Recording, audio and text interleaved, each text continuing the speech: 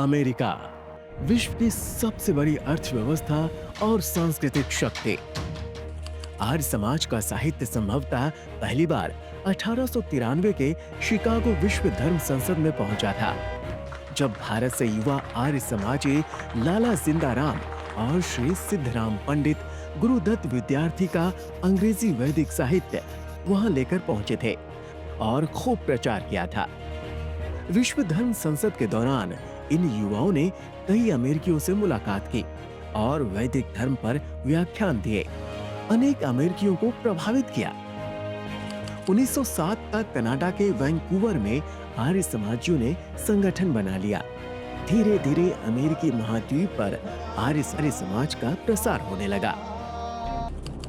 साल था 1912। अमेरिका के पोर्टलैंड में भारतीय लोगों का बहुत बड़ा सम्मेलन हुआ। इसी दौरान महर्षि दयानंद सरस्वती जी के परम शिष्य लाला हरदयाल ने वहां अपना भाषण दिया कि बिना हथियार उठाए आजादी नहीं पाई जा सकती। ये भारत का वो दौर था जब देश के नौजवान कांग्रेस की नरम दल नीतियों को लेकर रोष में थे। आर्य समाज के सिपाहियों ने विदेशी धरती पर गदर आंदोलन की नींव रख दी। ये आर्य समाज का अपनी तरह का पहला आंदोलन था जिसकी नींव विदेश में रखी गई थी। गदर पार्टी बनाने का एक ही मकसद था, किसी भी तरह से भारत की आजादी। ब्रिटिश साम्राज्यवाद और उनके अत्याचारों के विरुद्ध आर्य समाज के कार्यकर्ताओं ने गदर नाम से पत्रिका भी निकाली, जिसे पंजाबी, हिंदी, उर्दू, बंगाली, गुजराती और पश्तो में प्रकाशित किया गया। इसे पूरी दुनिया में बसते भारतीयों के पास भेजा जाने लगा। देखते ही देखते इसने प्रवासी भारतीयों के बीच क्रांतिकारी विचारों की अलग जगह दी। गदर पार्टी इतनी बड़ी बन गई थी कि इनकी खबर इंग्लिश के अखबारों में छपनी शुरू हो गई।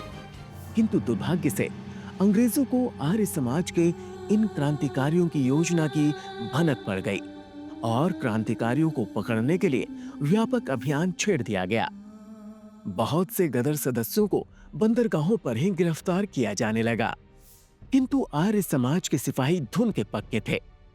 साल 1927 आते आते उत्तरी अमेरिका के सभी आर्य समाज संगठनों की एक संघ के रूप में आर्य संस्था की स्थापना हुई। 1935 में प्रख्यात आर्य प्रचारक पंडित अयोध्या प्रसाद ने शिकागो में विश्व धर्म सम्मेलन में आर्य समाज का प्रतिनिधित्व किया। आर्य प्रचारकों के निरंतर आगमन ने अमेरिका में आर्य समाज संगठन को और मजबूत किया, जिसके परिणाम स्वरूप न्यूयॉर्क शहर में प्रथम आर्य समाज की स्थापना हुई। धीरे धीरे शिकागो, ह्यूस्टन, अटलांटा और डेट्रॉइट जैसे अन्य प्रमुख शहरों में भी आर्य समाज के भवनों का निर्माण हुआ। वर्ष 1991 आते आते आर्य प्रतिनिधि सभा अमेरिका की स्थापना हुई और इसके बाद अमेरिका में आर्य समाज संयुक्त रूप से कार्य करने लगा।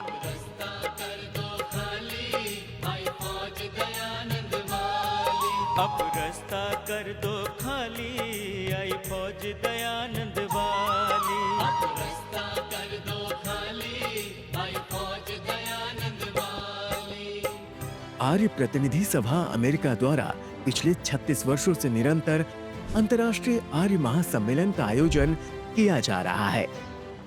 ओम विश्वादिदेव सवितर्दुरितानि परासुवा यद्भद्रं तन्नआसुवा। ओम हिरण्यगर्भः समवतताग्रे भूतस्य जातः पतिरेकमासी सदा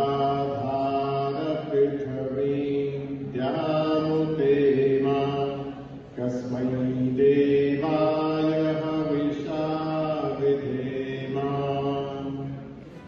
सभा के माध्यम से वैदिक साहित्य का प्रकाशन, पुरोहित अकादमी की स्थापना, नए आर्य समाजों का निर्माण, सामुदायिक सेवा, यज्ञ प्रार्थना तथा आध्यात्मिक मार्गदर्शन जैसे अनेक कार्य सफलतापूर्वक हो रहे हैं।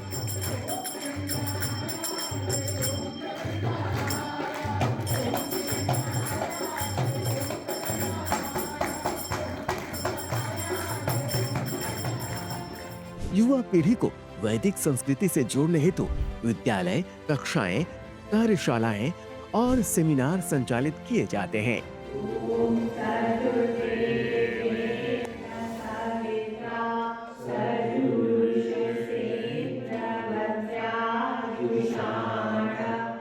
आज उत्तरी अमेरिका में Houston, greater Atlanta, new Jersey, New York, San Francisco में महर्षि दयानंद गुरुकुल जैसे कई प्रमुख आर्य समाज विद्यालय सभा की प्रेरणा से सक्रिय हैं।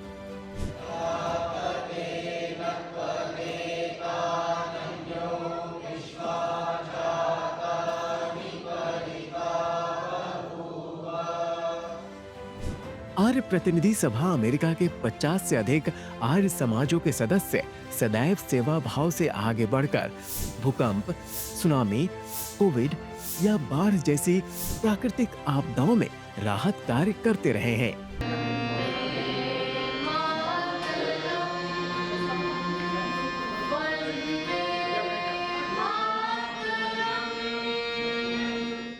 आज हम आर्य समाज सार्ध शताब्दी अंतर्राष्ट्रीय आर्य महासम्मेलन के अवसर पर अमेरिका से पधारे सभी आर्यजनों का स्वागत करते हैं तथा अमेरिका में आर्य समाज की स्थापना से लेकर वर्तमान तक जिन प्रचारकों, विद्वानों, कार्यकर्ताओं और दानदाताओं ने महती भूमिका निभाई है, उन सबको स्मरण करते हैं, नमन करते हैं।